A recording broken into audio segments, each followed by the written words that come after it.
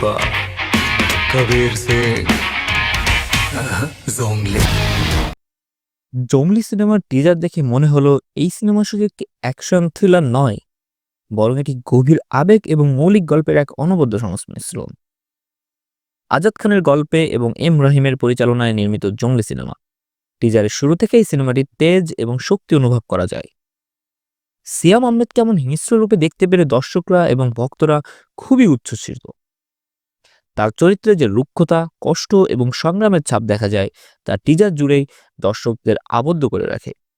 টিজারে সিয়ামের এক্সপ্রেশন এবং তার চরিত্রের লুক দেখে মনে হয় তিনি এই চরিত্রে পুরোপুরি ডুবে গেছেন। যেহেতু সিনেমাটি দুইটি সময়কাল, অতীত এবং বর্তমানকে ঘিরে, তাই তার অতীতের চরিত্রের নাম জনি এবং বর্তমান চরিত্রের নাম জংলি, যেন তার দুই ব্যক্তিত্বেরই প্রতিচ্ছবি। জংলি শুধু একজন অ্যাকশন হিরো নন, তার ভেতরে লুকিয়ে আছে গভীর আবেগ এবং এক কঠিন পথ চলা। টিজারে এক ঝলক দেখা গেছে বুবলিকে, দিঘিকে দেখা গিয়েছিল পিটিজে। সুতরাং বুবলি এবং দিঘি এবং একটি ছোট মেয়েকে নিয়ে সম্ভবত জংলির এই সংগ্রামের পথ চলা।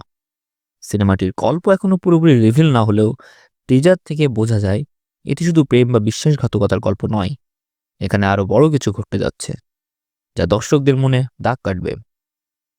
সিনেমাটির নির্মাণ দক্ষতা, ক্যামেরা ওয়ার্ক এবং ব্যাকগ্রাউন্ড মিউজিক টিজারকে আরও শক্তিশালী করে তুলেছে। জংলি সিনেমাটি যদি টিজারের মতো তার পুরো দৈর্ঘ্য জুড়ে দর্শকদের আবেগ এবং উত্তেজনায় বাজিয়ে রাখতে পারে, তবে এটি নিঃসন্দেহে একটি সফল এবং স্মরণীয় সিনেমা হয়ে উঠবে। সিয়াম আহমেদের নতুন এই চরিত্র এবং সিনেমাটির গল্প নিয়ে দর্শকদের প্রত্যাশা এখন আকাশচুম্বী। আপনার কাছে জংলি টিজারটি কেমন লেগেছে জানাতে ভুলবেন না কমেন্ট বক্সে।